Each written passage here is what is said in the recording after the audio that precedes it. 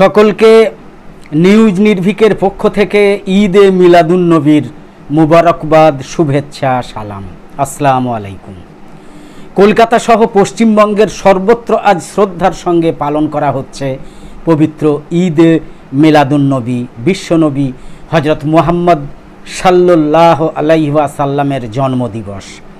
Islamic calendar অনুযায়ী হিজরি সনের তৃতীয় মাস রবিউল আউয়াল মাসের 12 তারিখে পবিত্র ঈদে মিলাদুন্নবী পালন করা হয়ে থাকে।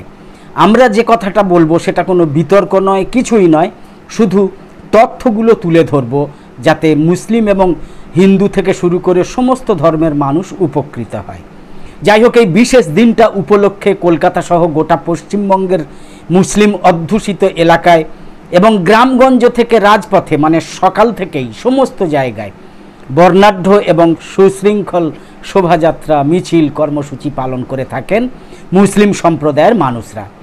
এদিন কলকাতার মুসলিম অধ্যুষিত এলাকায় সবুজ পতাকা এবং শান্তি ও সম্প্রীতির বাণী সম্বলিত নানা রঙের ব্যানার, পোস্টার সহ বর্ণাঢ্য পদযাত্রা বের করেন ধর্মপ্রাণ মুসলিম সম্প্রদায়ের মানুষরা। Garden Reach, Park Circus, Metiabruz, Tollygunge, Khidirpur, Rajabazar এবং কলকাতার মহাজাতি সদনের সামনে থেকেও নানান রকমের আমরা মিছিল বের হওয়ার, শোভাযাত্রা বের হওয়ার খবর আমরা দেখি। আজকে আমাদের এই বিশ্বনবী দিবস, ঈদে মিলাদুন্নবী, ফাতেহা দোয়াজ দাহাম উপলক্ষে এই যে আমাদের খবর, এই যে আমাদের প্রতিবেদন, এতে কোনো রকমের বিচ্ছিন্নতা, কোনো রকমের মতবাদ নিয়ে পরস্পর বিরোধিতা, এসবের আমরা যাবই না, এসবের দিকে আমরা যাবই না। আমরা হজরত মুহাম্মদ মুস্তাফা সাল্লাল্লাহু আলাইহি ওয়াসাল্লামের জন্ম, দিন, তারিখ ইত্যাদি, তার বংশ পরিচয়, তার জন্মস্থান ইত্যাদি নিয়ে তুলে ধরব। আর সেই উপলক্ষে আজকের যে দিন, এই ঈদে মিলাদুন্নবী, সেটা কিভাবে পালন হয় আমাদের পশ্চিমবঙ্গে তথা ভারতে, সেইটা শুধু তুলে ধরব। যাই হোক, এই শোভাযাত্রায় নারীদেরও আমরা পা মেলাতে দেখি আমাদের পশ্চিমবঙ্গে, বিশেষ করে গ্রামে গঞ্জে নাতে রসুল গাইতে গাইতে বিভিন্ন জায়গায় আমরা মিছিলে অংশ নিতে দেখি মহিলাদেরও। সেন্ট্রাল এভিনিউ থেকে কলুটোলা, রবীন্দ্র সরণি হয়ে বিভিন্ন রাস্তা পরিক্রমা করে নবী দিবসের মিছিল। গ্রামগঞ্জের বহু রাস্তায় যা আমরা স্ক্রিনে যে মিছিলগুলো দিচ্ছি, স্ক্রিনেতে যে মিছিলগুলো আপনারা দেখছেন, সেই বিভিন্ন জায়গার মুর্শিদাবাদ থেকে শুরু করে হাওড়া, হুগলি, উত্তর 24 পরগনা, দক্ষিণ 24 পরগনা, গ্রামগঞ্জ, শহরের মিছিলের কিছু কিছু টুকরো অংশ আমরা দিচ্ছি। আমরা দেখেছি আজকের অনেক জায়গায় সকালে যে প্রভাত ফেরি, সকালে যে শোভাযাত্রা, যে মিছিল নবী দিবসকে কেন্দ্র করে হয়, সেই মিছিল থেকে, সেই মিছিলের আগে পরে বা সেই মিছিলের সময় দুস্থ এবং রোগীদের জন্য পোশাক ও ফলমূল বিতরণ করা হয়। বিভিন্ন প্রাথমিক স্বাস্থ্যকেন্দ্রগুলোতে গিয়ে ভর্তি রোগীদের সেখানে ফলমূল দেওয়া হয়, নানা রকম শরবত দেওয়া হয় মিছিল থেকে। দুপুরের পর থেকে বহু জায়গায় শুরু হয় ধর্মীয় সভা। সেই সব সভায় সাংস্কৃতিক অনুষ্ঠান থাকে, ইসলামী সাংস্কৃতিক অনুষ্ঠান থাকে, নবী জীবনী পর্যালোচনা। রাতের পর থেকে আরও বড় ধরনের জলসা টাইপের অনুষ্ঠান হয়। প্রতি বছরের মতো এবছরও আমরা দেখেছি পশ্চিমবঙ্গের মুখ্যমন্ত্রী মমতা বন্দ্যোপাধ্যায় ঈদে মিলাদুন্নবী উপলক্ষে সবাইকে শুভেচ্ছা জানিয়েছেন। তিনি বলেছেন, ভ্রাতৃত্ব, বিশ্ব শান্তি, ন্যায় এবং মানব কল্যাণের পথ প্রদর্শক মহানবী হজরত মুহাম্মদ সাল্লাল্লাহু আলাইহি ওয়াসাল্লামের জন্মদিবসে জানাই আন্তরিক শুভেচ্ছা এবং মোবারকবাদ। নরেন্দ্র মোদীও, আমাদের প্রধানমন্ত্রী নরেন্দ্র মোদীও তিনি মোবারকবাদ জানান এই নবী দিবস ঈদে মিলাদুন্নবী উপলক্ষে। কংগ্রেসের রাহুল গান্ধী, প্রিয়াঙ্কা গান্ধী থেকে শুরু করে বিভিন্ন নেতৃত্ব, বিভিন্ন দলের নেতৃত্ব এগুলো করেন। নবী দিবস উপলক্ষে, ঈদে মিলাদুন্নবী উপলক্ষে শুভেচ্ছা জানিয়ে থাকেন, ঈদ মোবারক জানিয়ে থাকেন। একটা কথা বলি, শেষ নবী, নবীর নবী, মহানবী, বিশ্বনবী হজরত মুহাম্মদ মুস্তাফা সাল্লাল্লাহু আলাইহি ওয়াসাল্লামের জন্ম এবং মৃত্যুর দিন আজ। শুধু জন্মদিন নয়, আজকেও মৃত্যুর দিনই, রবিউল আউয়াল, হিজরি মাসের তৃতীয় মাসের 12 তারিখে আজ পবিত্র ঈদে মিলাদুন্নবী। হিজরি সালের 12ই রবিউল আউয়াল অর্থাৎ 570 খ্রিস্টাব্দের এই দিনে তিনি আরবের মক্কা নগরীতে জন্মগ্রহণ করেছিলেন। 63 বছর বয়সে এই দিনেই 12ই রবিউল আউয়াল প্রয়াত হয়েছেন হজরত মুহাম্মদ মুস্তাফা সাল্লাল্লাহু আলাইহি ওয়াসাল্লাম। আজকের দিনটা তাই অত্যন্ত পবিত্র, মহিমান্বিত এবং অনন্য। ইসলামের প্রিয় নবী রাসূল করিম হযরত মুহাম্মদ মুস্তাফা সাল্লাল্লাহু আলাইহি ওয়াসাল্লাম শেষ এবং শ্রেষ্ঠ নবী, কথা আগেও বলেছি। সুতরাং তাঁর এই জন্মদিবস পালন করা সঠিক না বেঠিক এই সব বিতর্কে আমরা মোটেই যাব না। সমগ্র মুসলিম বিশ্বের কল্যাণের জন্য তিনি শান্তি এবং কল্যাণের বাণী নিয়ে এসেছিলেন। শুধু আমরা তার জন্ম তারিখ, তার জন্মস্থান, তার পিতামাতার, তার বংশ পরিচয় এইগুলো আজকে আমরা তুলে ধরবো, যাতে সমস্ত সম্প্রদায়ের মানুষের কাজে লাগে। আজকের ইসলাম ধর্মের প্রবর্তক মহানবী হজরত মুহাম্মদ মুস্তাফা সাল্লাল্লাহু আলাইহি ওয়াসাল্লাম 570 খ্রিস্টাব্দে বর্তমান সৌদি আরবে অবস্থিত মক্কা নগরীর কুরাইশ গোত্রের বনি হাসিম বংশে জন্মগ্রহণ করেন। এগুলো তথ্য জেনে রাখা দরকার সকলের। তার জন্মের তারিখ ছিল 12ই রবিউল আউয়াল, ইংরাজি সন মোতাবেক 570 খ্রিস্টাব্দে। তবে তার জন্মের সুনির্দিষ্ট তারিখ নিয়ে মতভেদ রয়েছে, হাদিসেও আছে। সুতরাং এটা নিয়ে এত বিতর্ক থাকার কথা নয়। পালন হবে কি পালন হবে না, স্মরণ করা হবে কি হবে না, এটা নিয়ে একেবারে বিতর্ক অবাঞ্ছিত আমরা মনে করি। প্রখ্যাত ইতিহাসবেত্তা মন্টগোমারি ওয়াট তার পুস্তকে 570 সন ব্যবহার করেছেন। এক বর্ণনা মতে তার জন্ম 571 সালের 20 বা 22 এপ্রিল।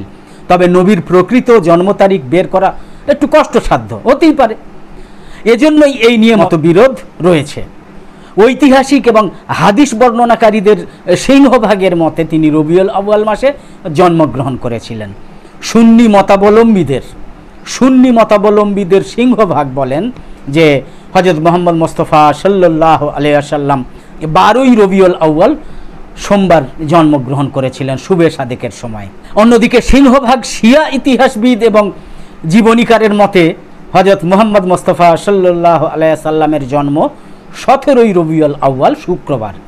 শিয়া জীবনীকারদের মধ্যে একমাত্র আল কুলাইনি মনে করেন যে হযরত মুহাম্মদ সাল্লাল্লাহু আলাইহি ওয়াসাল্লাম 12ই রবিউল আউয়ালেই জন্মগ্রহণ করেছেন, তার জন্ম তারিখ এটাই।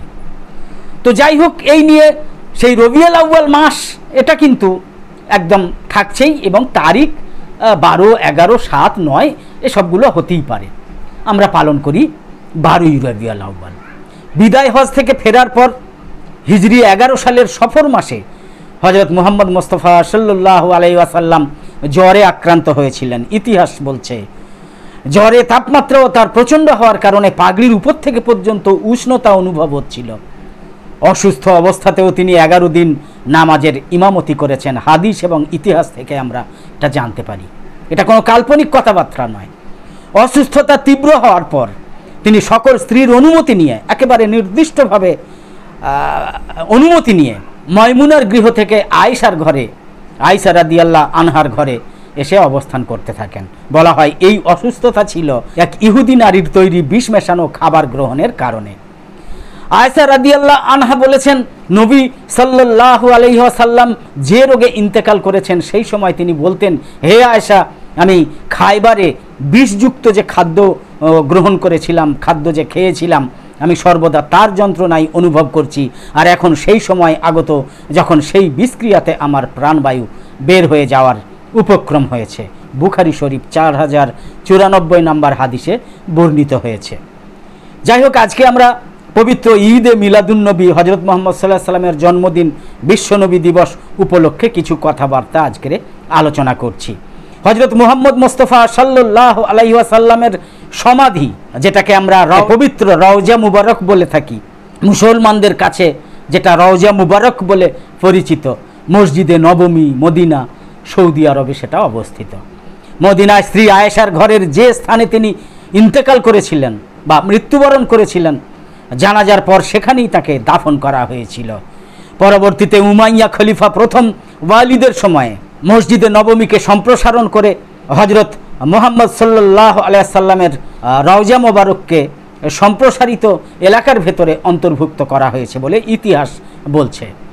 বর্তমানেও মসজিদে নবমীর অভ্যন্তরেই তাঁর রওজা মোবারক বা কবর রয়েছে।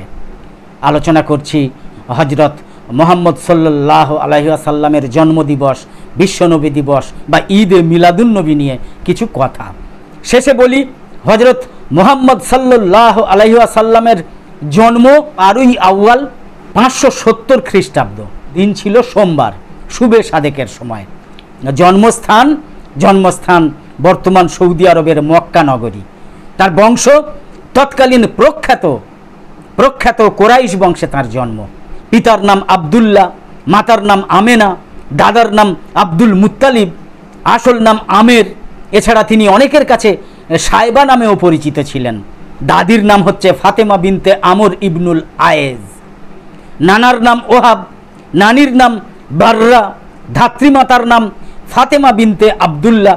উনি ছিলেন ওসমান ইবনে আবু আসের মা, আর দুধ মাতার নাম তো হালিমা, সকলেই জানেন।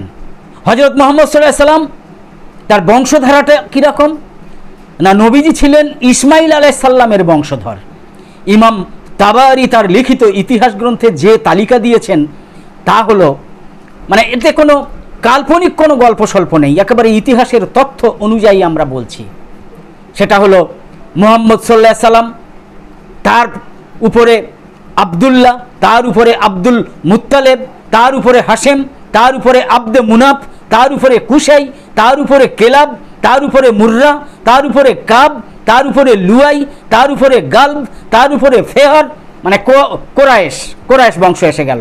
তার উপরে মালেক, তার উপরে নাজর, তার উপরে কেনানা, তার উপরে খুজাইমা, তার উপরে মুদ্রেকা, তার উপরে ইলআস, তার উপরে সুজের, তার উপরে তার উপরে নাজার, তার উপরে মাআদ, তার উপরে আদনান, তার উপরে আরু, তার উপরে হুমাইসা, তার উপরে সালমান, তার উপরে আওস, তার উপরে বুজ, তার উপরে কমওয়াল, তার উপরে উব্বি, তার উপরে আওয়াম, তার উপরে নাসেদ, তার উপরে হাজ্জা, তার উপরে বালদাস, তার উপরে ইয়াদলাব, তার উপরে তাবেখ, তার উপরে জাহিম, তার উপরে নাহেশ, তার উপরে মাখি, তার উপরে আইফি, তার উপরে আবাক্কার, তার উপরে উবাইদ, তার উপরে আদ্দা, তার উপরে হামদান, তার উপরে শানবার, তার উপরে ইয়াসরবি, তার উপরে ইয়াহান, তার উপরে ইয়ালহান, তার উপরে আর উইয়া, তার উপরে আইয়া, তার উপরে দিশান, তার উপরে আইসার, তার উপরে আকনাদ, তার উপরে আইহাম, তার উপরে মকসার, তার উপরে নাহেস, তার উপরে জারেহ, তার উপরে সোম্মা, তার উপরে মাজ্জা, তার উপরে এওজ, তার উপরে আরাম, তার উপরে কায়দার, তার উপরে ইসমাইল আলাইহিস সালাম।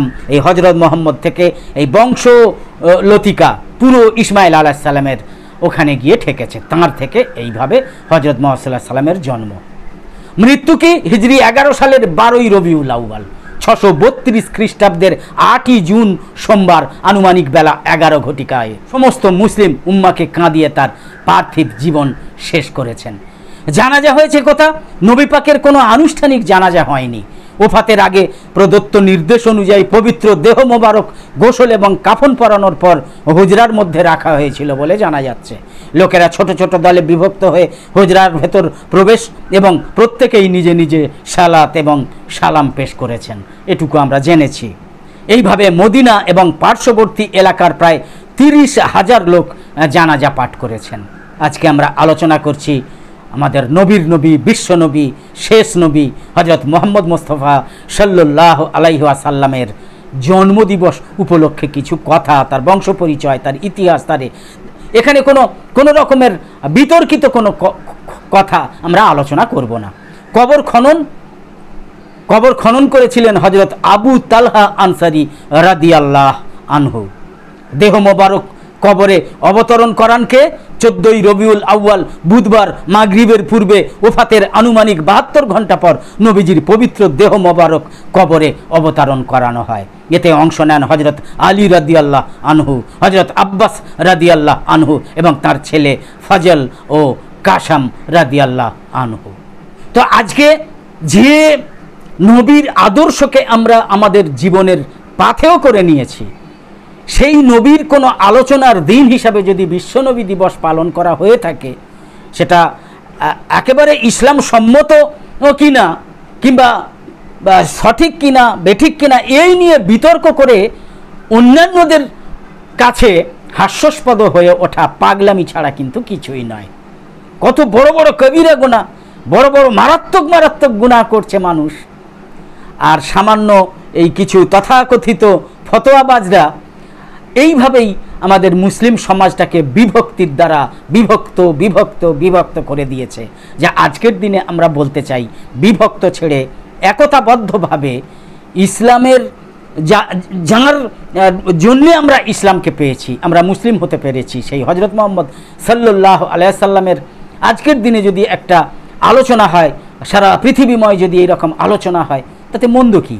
তো সেই জন্যে আমরা সেই নবীজিকে, হজরত মুহাম্মদ মুস্তাফা সাল্লাল্লাহু আলাইহি সাল্লামকে লাখো কোটি সালাম জানিয়ে সবাইকে ঈদে মিলাদুন্নবী বা বিশ্ব নবী দিবসের মুবারকবাদ জানিয়ে আমরা এই সংক্ষিপ্ত কথা শেষ করছি। আর বলছি, অনুরোধ করছি, আপনারা বিভক্তি, মন গড়া ফতোয়া, বিভিন্ন রকমের একটার বিরুদ্ধে পরস্পর বিরোধী মন্তব্য করে ইসলামটাকে ছোট করবেন না। মুসলমানরা এমনিই আজকের বড় অসহায়তার মধ্যে রয়েছে, বড় অস্থিরতার মধ্যে রয়েছে, তার উপর মানে কাটা ঘায়ে নুনের ছিটে আপনারা যারা ওই ফতোয়াবাজি করেন তারা দয়া করে দেবেন না, এটুকুই আমাদের বলার।